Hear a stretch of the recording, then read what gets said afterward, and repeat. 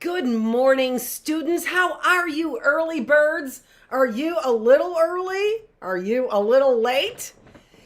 It's Dr. Annette Feravich. I am the teacher here in the classroom, in our early bird classroom. Thanks for joining me. I am getting still a few things worked out here. Let's take a look at our to-do list for today so we can stay on track even though we're already off track. I was up early this morning though, really early, 5. Working for you. I always like to give you a little background on what's going on, just because I don't want you to think all I've been doing is getting up 5 minutes before I got here wondering what's going on. No, I work hard for you. I do. I enjoy working hard for you. I enjoy doing this. I hope you enjoy being here. Okay. We are still celebrating our independence. So I'm wearing red, white, and blue, and I'm going to try and do a few things that celebrate our independence, but more I'm going to do in our Bookless classroom a little bit later on. Yesterday, we were reading our book on, oh my gosh, what was our book on? I see the name.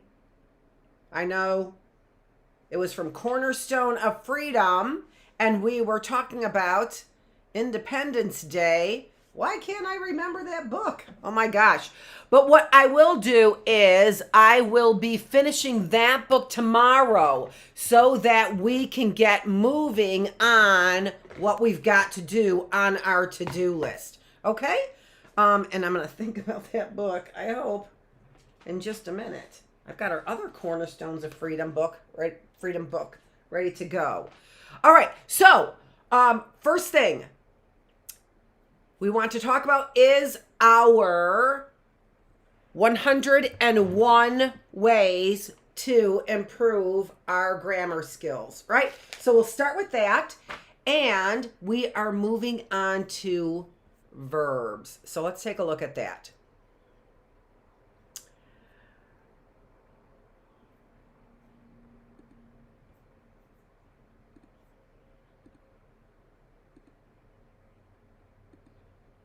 Okay, so tip number 14 from our 101 ways to improve our grammar skills is verbs express action or a state of being. Verbs express action or a state of being. So I'm going to read what they have here. Make that a little bit smaller.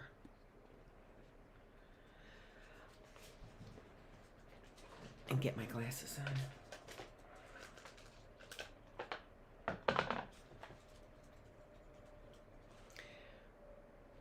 A verb expresses an action or a state of being.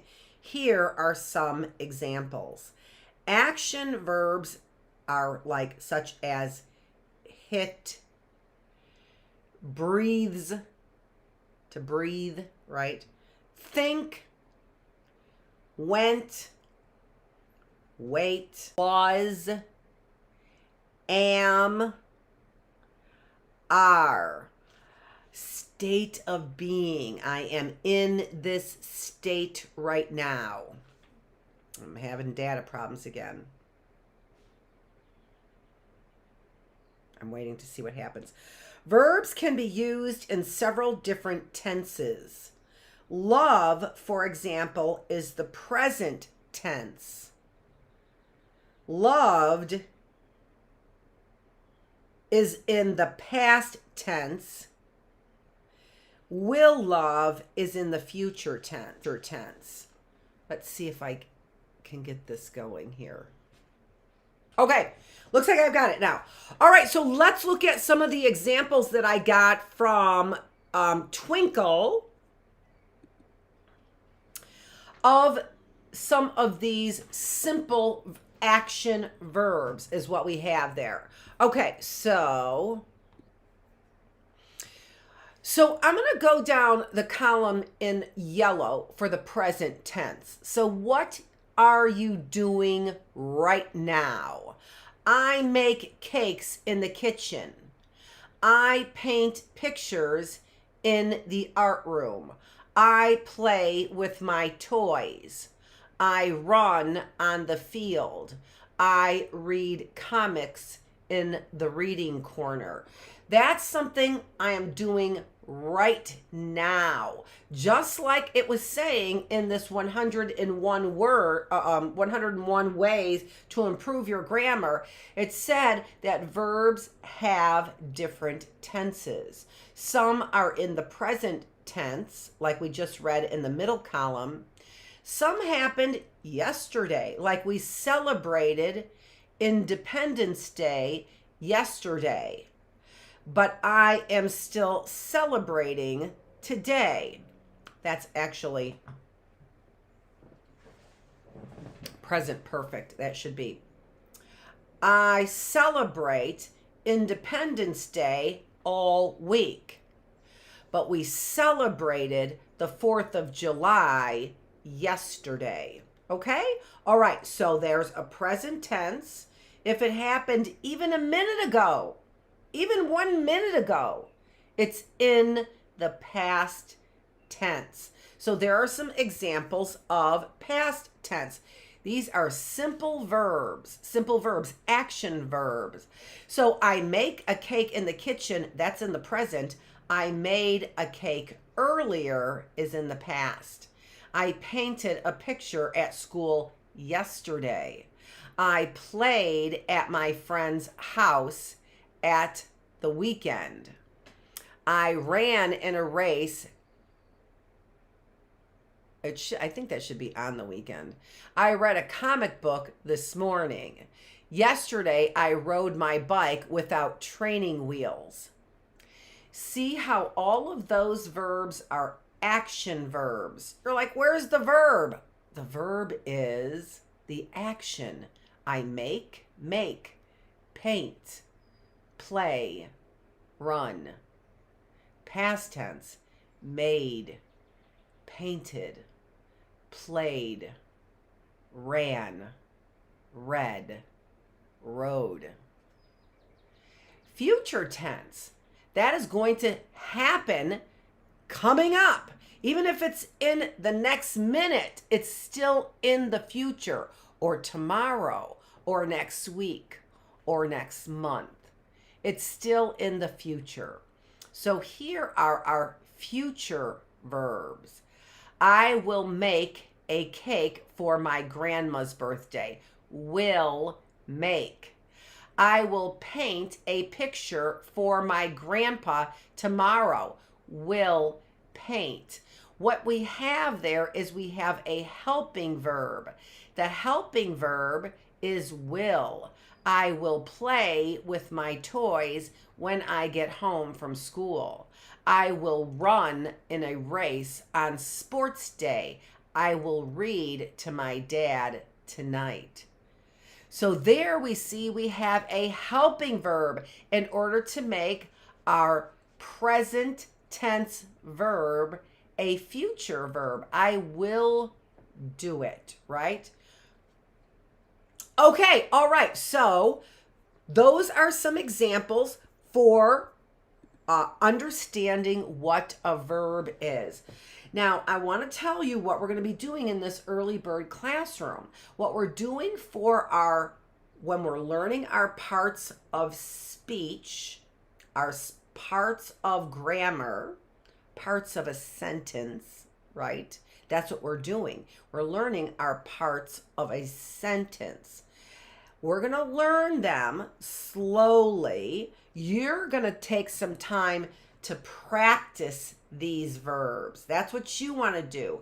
Take some time to read and practice and understand these verbs. We do have some of these verbs in our sight words. We've got some future tense verbs and we've got some present tense verbs in our sight words. And so I didn't bring any sight words for you today again, and that's on purpose. We have a lot to do, but I'll be adding sight words, and I'll be adding sight words that will help us with our verbs. And I will also be adding sight words that have to do with Independence Day as well, and what we've been reading about the Civil War. So I'll be adding those sight words as well, but no sight words. You have 800 sight words right now to be looking for, as well as learning your rules on, for example, capitalization, and also practicing your penmanship as well. Okay, so you have a lot to work on. We're going to keep working away and plugging away. Remember, we meet here 3 days a week, but you have 4 days to explore and to learn and to research and do a deep dive, or just do some maybe extra credit that you don't get extra credit for, right? Something like that is what you're doing in your 4 days to really help you understand what you're getting in these 3 days. Because there's a lot of information here. I'm giving you a lot of information. Right there, you are learning a whole bunch of verbs I didn't even get to. I sit on chairs. I will shout if I'm angry. I talked to my friends earlier. I walk in the park. I will work harder on my homework. I eat my lunch at school. I will cook dinner for my mom on Mother's Day. In fact, I probably didn't even use those, did I? I was probably reading the other ones.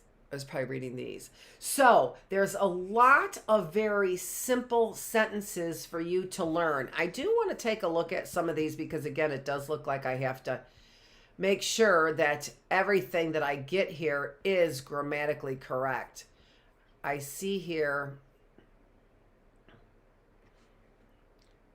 I've swam in the ocean on vacation. Yeah, that is true. But I swam in the ocean on vacation is, I swam in the ocean on vacation. I have swam is not correct. It would be I have swum is what that would be. I have swimmed or swimmed. So some of these I'm seeing are not 100% accurate. So if you're not sure about it, in fact, I've got to go over that. I just realized that would not be accurate to say that as a past tense. A past tense would be swam. I swam in the ocean. That would be past tense. Okay, all right. So that's from Twinkl. So some of these things I've noticed from Twinkl aren't 100% on the mark. But I am happy that they are giving me a lot of freebies, and it does keep me on my toes to see what might be some of the problems there. So let me see here. Is that the right one over here? Yeah, right there. Right there. That one right there. It should be I swam. I swam. Why did you write it that way? That's not grammatically correct. Okay, let's keep moving on. Our to-do list. What's next on our to-do list? Summer boredom buster. I had just a few ideas about what else you might want to do for this summertime. And one of the things I thought of, remember we had these summer boredom busters, right? Well, one of the things I was thinking of is adding some of these things to your summer boredom buster. So the first thing is let's take a look at and read row number 2 over here, because we've only looked at row number 1. So let's look at row number 2 for some summer boredom busters, right? So some ways that we can really just enjoy our summer. I want to get mine up here. So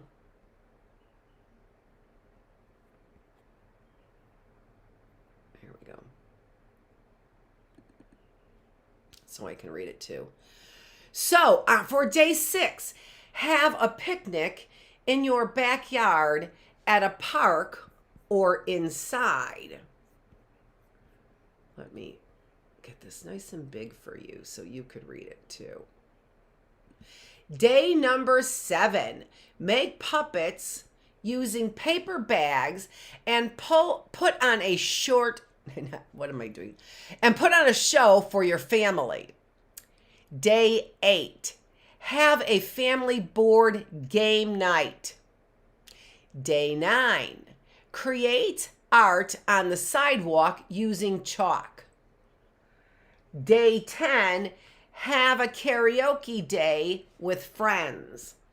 Some other things I started thinking about that I wanted to write on there was, because I saw a hummingbird when I was outside looking for things for us to do together in the classroom. And hummingbirds are the most amazing birds. And I was thinking that if you've never seen a hummingbird, you should look for a hummingbird. So I thought, well, I was going to put that on our boredom busters here. Let me grab it. And then I thought, you know what? I'm going to just tell you about it because there's so many. I don't need to add to these boredom busters. There's so many great boredom busters right here.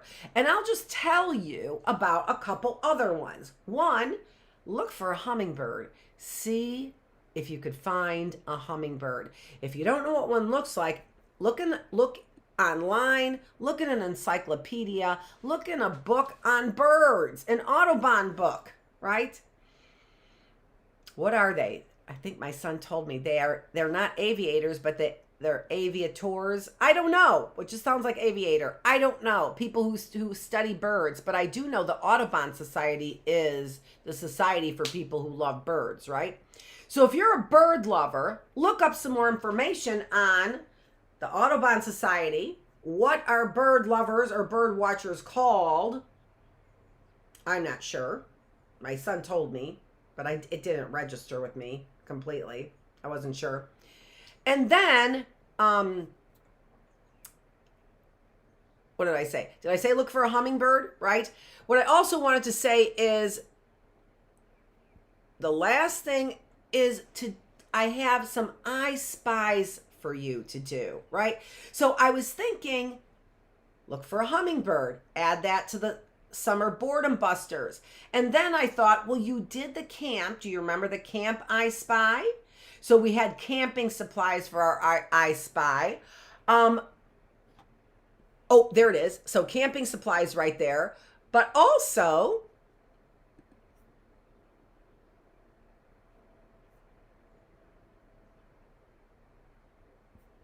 oh, did I have that on the boredom busters? Yes, I did.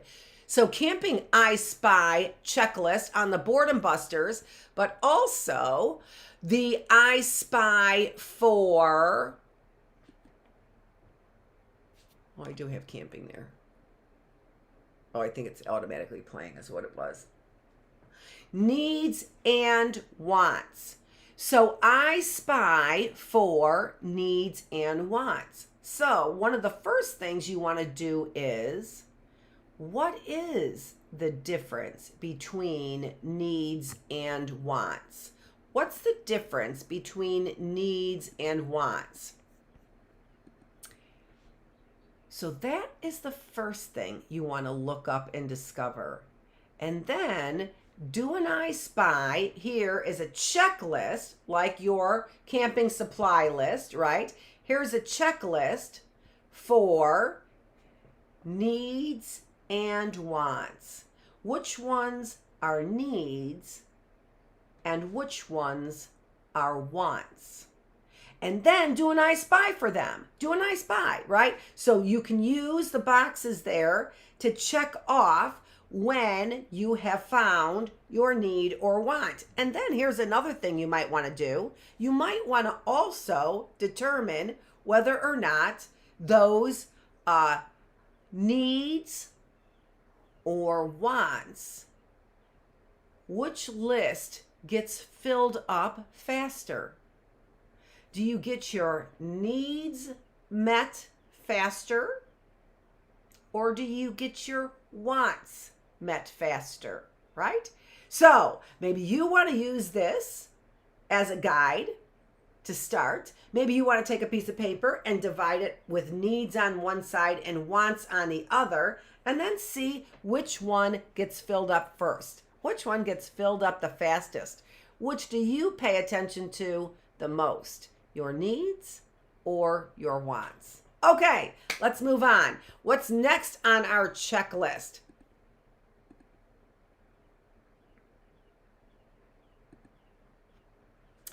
Celebrating 50 days. So I have a few activities to help us celebrate our 50 days. First of all, I have got a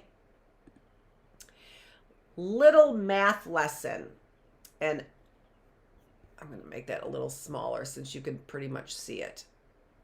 There we go. So whenever we have a number, so let's say that we've got the number, I'm going to go ahead and add the number.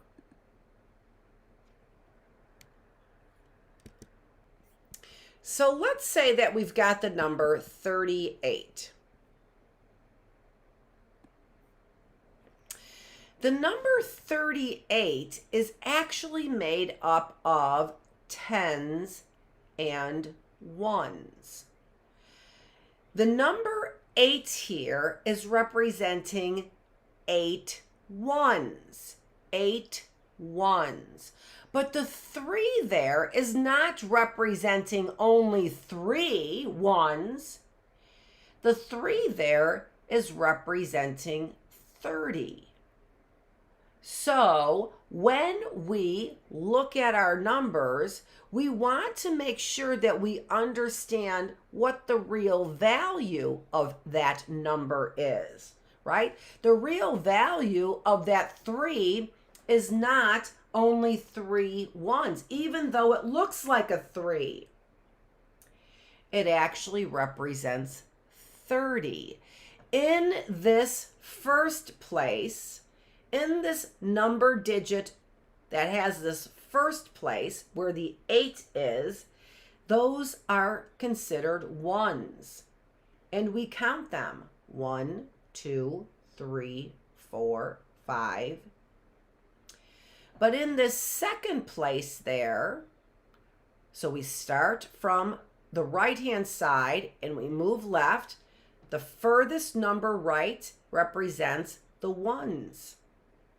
But the second number represents how many tens we have.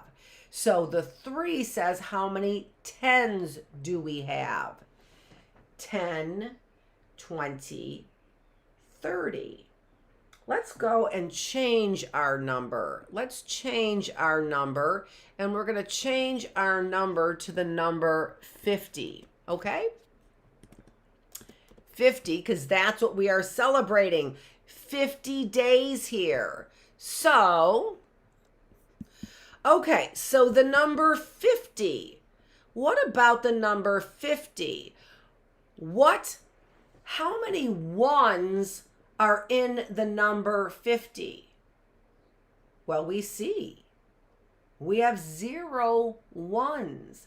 0. But that 5, does that 5 represent 5 ones? No, it represents 5 tens. So that we would have 5, 10. What am I saying? 10, 20, 30, 40, 50. The 5 there says we have 5 what? Not 5 ones. We have 5 tens. So, and as we get our numbers larger, we're going to look at how many other place values we can have and then what those numbers really mean. Because the 5 here doesn't really mean we only have 5. That 5 there really means we have 50. 5 tens. That's why this placeholder or value says tens. How many tens do we have? We have 5 tens. How many ones do we have in the number 50? we have 0 ones in the number 50. Okay?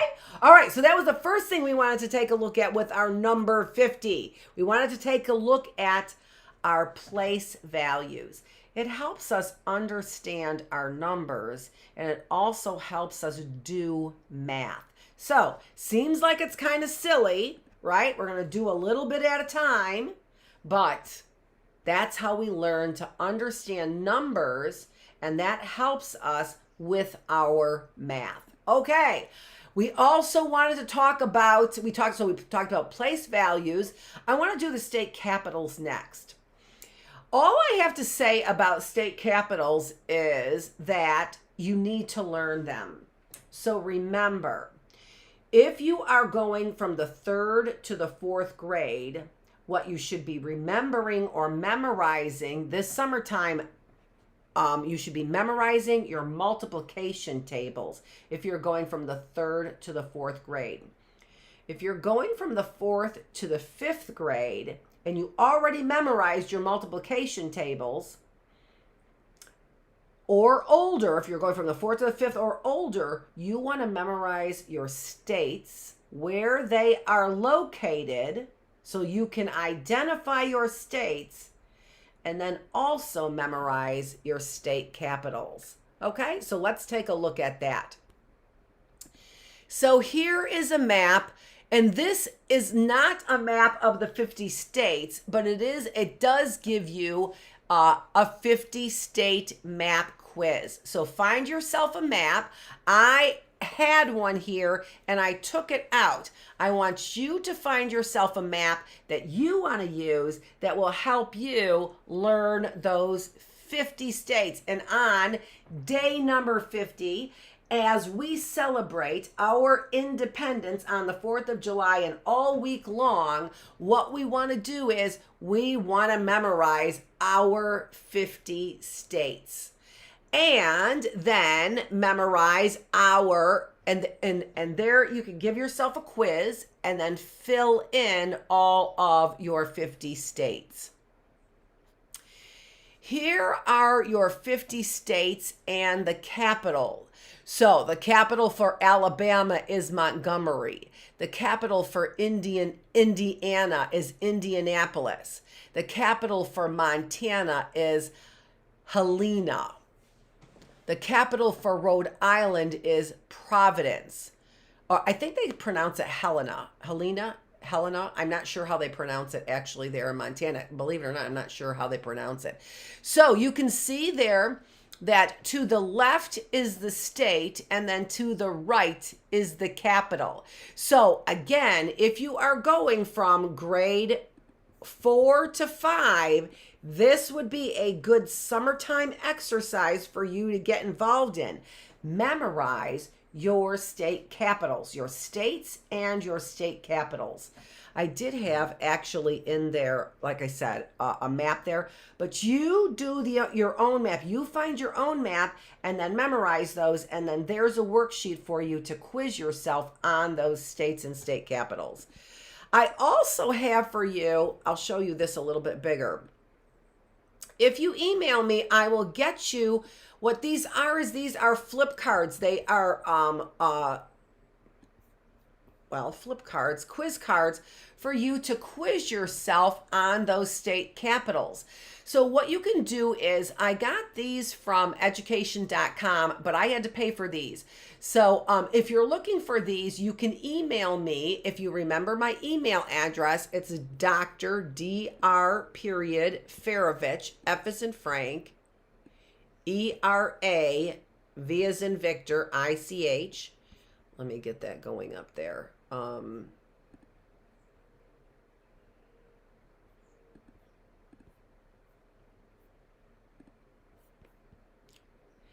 At healthymindbodyspirit.net. Let me get this email ticker all the way down there. There we go. And you can get these flip cards for all 50 states. You can print them out, and they're like flashcards. So you fold them in half. You show them either side. You can show them the capital, or you can show them the state, and you guess the other side. So that on our celebrating day number 50, that would be a really good exercise for you to do. In fact, I am going to be doing it as well, and I'm going to be doing it as well because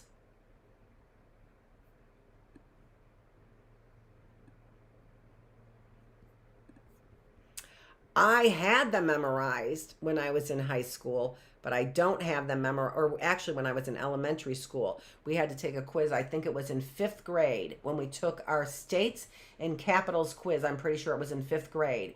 And so I memorized them. I had memorized them for all of that, but for class, right, to get the grade. But I don't remember them so well any longer. And so I will be doing actually the same thing along with you. So a good idea to memorize your states and their capitals to help celebrate day 50 of our classroom. All right, let's look at our very last. Actually, no, it's not our very last thing to do on our to-do list. I wanted to talk a little bit about money today.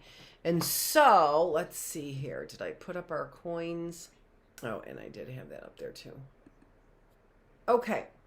So, if you don't know, I wanted to show you the value of each one of our coins, and then we're going to play around with it a little bit and learn a little bit more about the number 50, right? So first of all, we have our pennies. Our pennies are easily identifiable because our pennies are copper, right? They're made, well, they're not really made of copper. They used to be made of copper, believe it or not. But our pennies are copper in color. And these are worth 1 cent. 1 cent. 100 of these makes $1. 100 pennies makes $1. And 50 pennies makes 50 cents. Just like we were looking in our ones column, right? When we were looking in our ones column,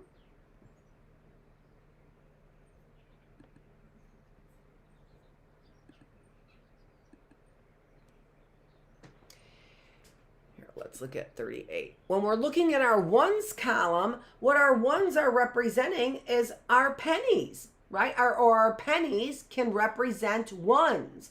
When we have the number 38, we've got 8 ones or 8 pennies, and then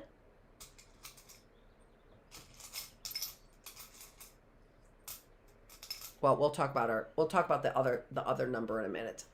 Let's get to our coins.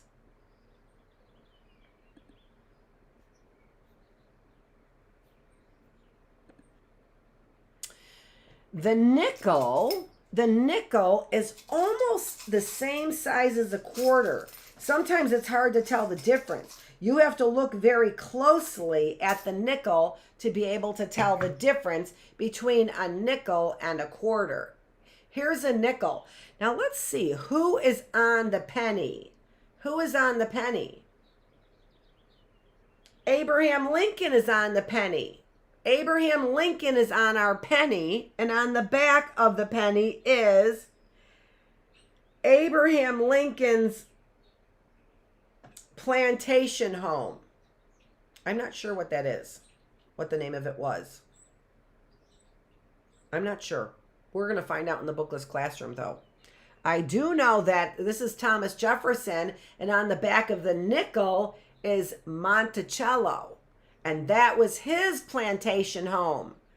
So sometimes what looks like homes on the back are their plantation homes that they owned. So this is the home on the back of the nickel. That's Monticello. And that was the home of Thomas Jefferson. Here we have Abraham Lincoln. Like I said on the penny, I just wanted to show him up close. I shined up all my coins so that they weren't so dirty. And there is his plantation. I don't know if it says the name there or not. I'm not going to take the time to look it up because we're doing 50s today.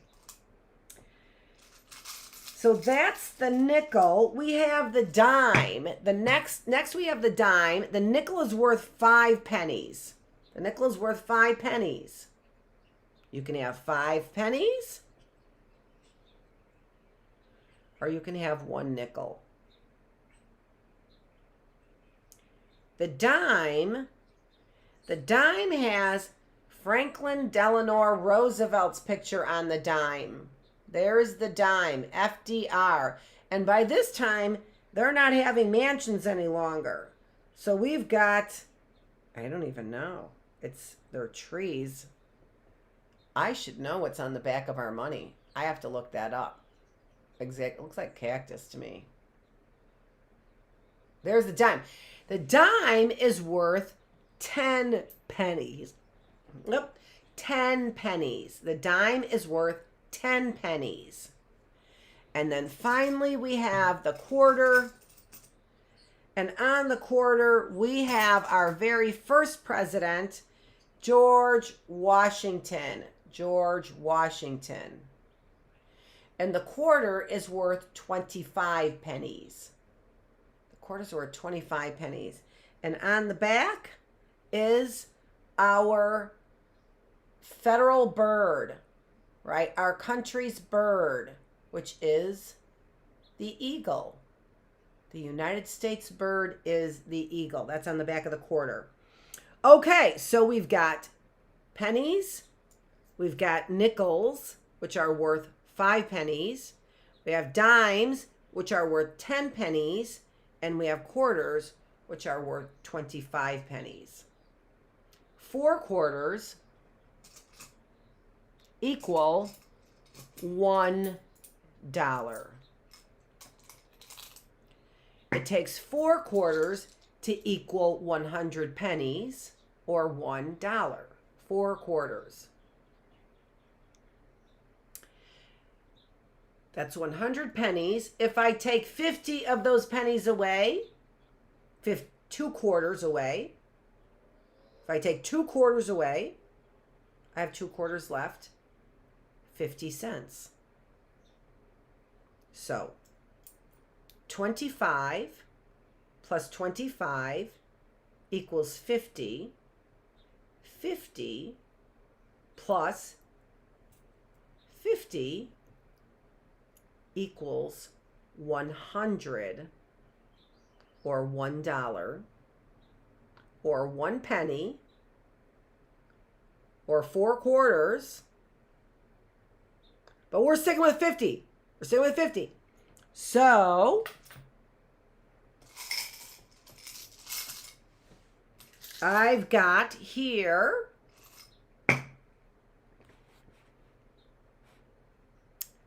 I don't know how to show you this. I should have had them all stacked up, and I don't. And I didn't. I know how I'm going to show you this. I'm going to show you right here. Okay, and so what I have here in stacks of 10 are 50 pennies.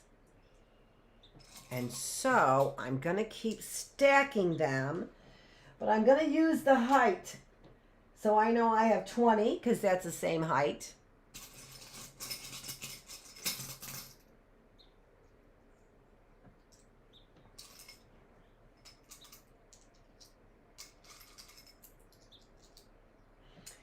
And now I have 30. Nope, not quite the same height. Now I have 30.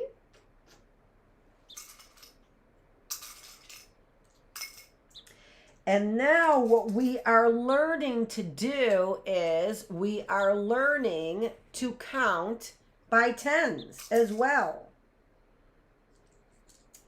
So that's what we're going to do. Now I have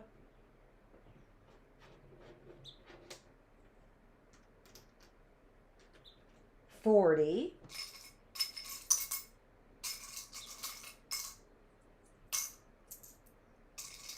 And now I have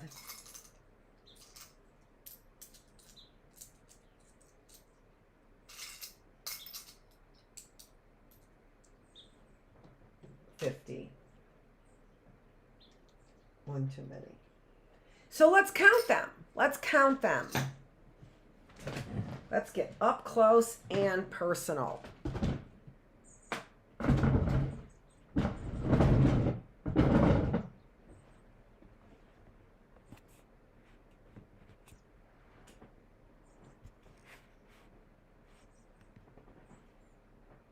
$10, $20, $30, $40, $50. 10 pennies, 20, 30, 40, 50. Let's count our nickels and let's count by fives up to 50. 5, 10, 15, 20, 25,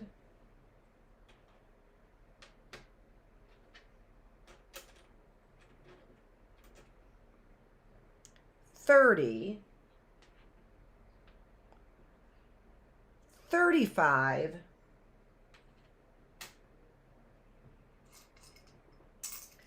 40, 45, 50. And each stack here is worth 25 cents, 25 pennies, or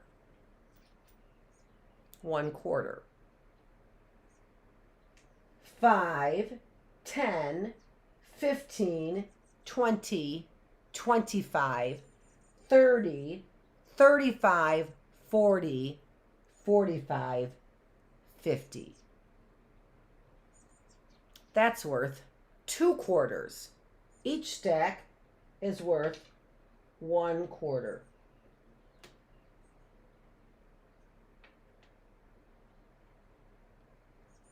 Each stack of these pennies is worth 1 dime. 10, 20, 30, 40, 50. What do you think? What do you think? I think that's, I don't know. I went with it. I think it worked out okay, right? Let's learn to count. So counting by ones. 1, 2, 3, 4, 5, 6, 7, 8, 9, 10, 11, 12, 13, 14, 15, 16, 17, 18, 19, 20, 21, 22, 23, 24, 25, 26, 27, 28, 29, 30, 31, 32, 33, 34, 35, 36, 37, 38, 39, 40,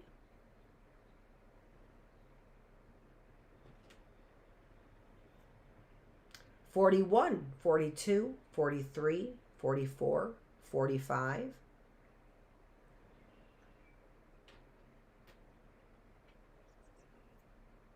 46, 47, 48, 49, 50.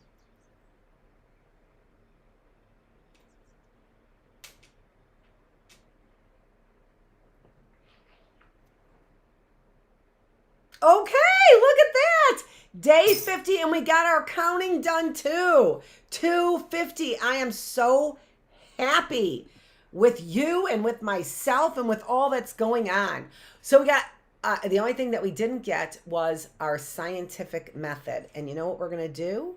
We are going to start tomorrow with finishing our story that we had, which was Cornerstone of Freedom. We were talking about, it was Independence Day, wasn't it? It was, yes. It was our story, the story of Independence Day. No, it was not. It was a story of Old Glory. That's what we were reading. So we're going to finish our story of Old Glory.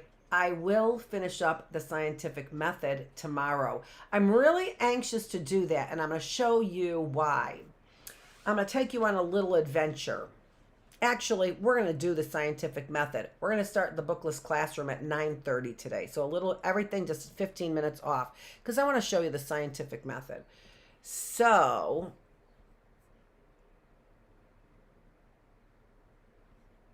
first of all, I'll go ahead and I'll put it up while I am walking you out the door. So hopefully I will not ruin my recording here, as I sometimes do whenever I move my hard drives. Okay, let's move. We're moving through the house again. And we're going to move outside. I want to show you one of the things that I was discovering that was a little bit bothersome for me. And this has to do with me discovering, let me show you also here. I'll show you what I have here. I'd like you to see this in my home. There's me and my sister. There's my family. There's I should pull that back a little bit. I just really like that a lot, that little station right there that I have there for me. There's my husband's urn there too as well. Well, that's not the room I like to show. So what I wanted to show you here was just some of the things that I was discovering. And in discovering these things, I form what we call a hypothesis about what is going on. So as a teacher, I've had a lot of changes in my life. I'm going to get myself like this. As a lot of teachers have, right? We've had a lot of changes, and I've had a lot of things that I had to do since my husband passed that I've had to work on basically by myself. I'll turn this around here. And I've noticed a few problems with, for example, with what's going on with the lawn. I got to turn that off because I can't see me when I'm doing it. That I've noticed with the lawn. And so I've had to make some discoveries about, and my plants and things. And so I've had to make some discoveries about some of the problems that have been going on and what actually has been going on, right? I talked to you about some of these plants that are here that I said I'm growing for you, even though it's looking a little bit messier than what I want them to see which ones are weeds and to talk to you about which ones are weeds, right? But there's a lot of things that I've had to discover about, does this soil work for those plants, right? Is this growing the way that I want it to? Like I was showing you here, as these grow, they go and they plant themselves in to the ground, and so it spreads very rapidly. So I have had to decide, do I want that plant? Do I want that plant there? Is that plant getting a disease? Let me show you over here. I had lots of disease in my on my lawn, and that was what was getting me very suspicious about what is going on. Now, I've had all kinds of plants dying left and right, and I couldn't figure out what was going on. I also had problems over here with oil on my driveway, and here again are some of the plants that were, look, see right here. What happened to this? What happened here to this plant? Let me move this a little bit like that so you could see better.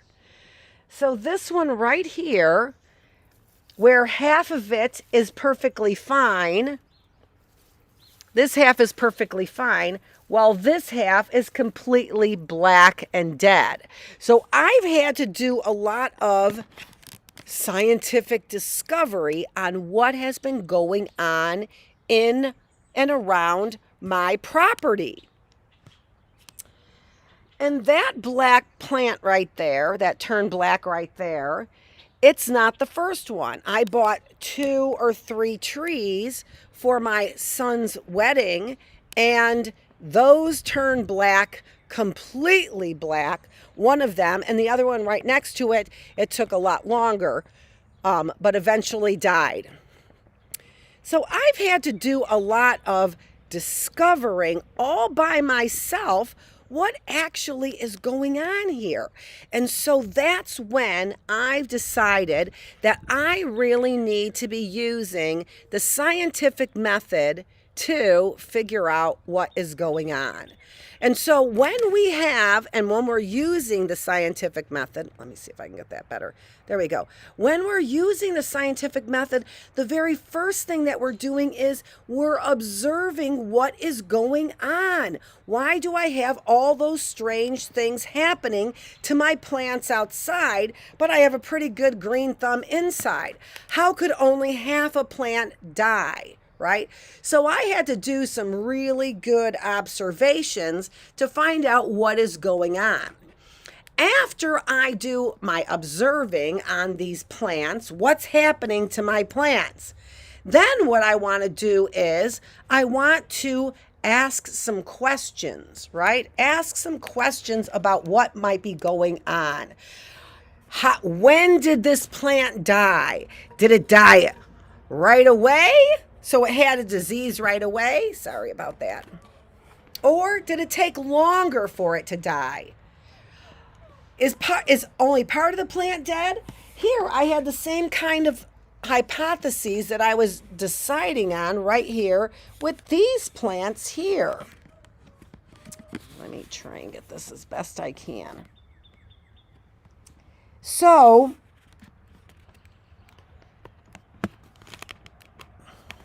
hold on. I'm sorry about that. I should have this better prepared. I should have staff. Can you see the brown leaves that are down there? So what I had to try and do is, let me turn this off. That would help a little bit. I know, Lucy. I know. I'm trying to hold on to these two hard drives here that I have hooked up, and it's just not easy to maneuver that and the hard drives and my hands.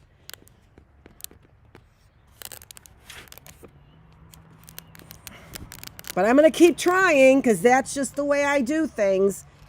So here you can see those leaves there, and I've had to try and decide what happened to these leaves that would make only part of it brown and burnt like that, but the rest of it just fine. So these are the things that I've been trying to discover and trying to have those questions answered. I wanted to take you around the property because those have been the way that I have really been hypothesizing the most about what is going on is on this property. So that's kind of why I wanted to take you around and try and get you a better view as I still have the scientific method up there. So I'll come back tomorrow. Ugh.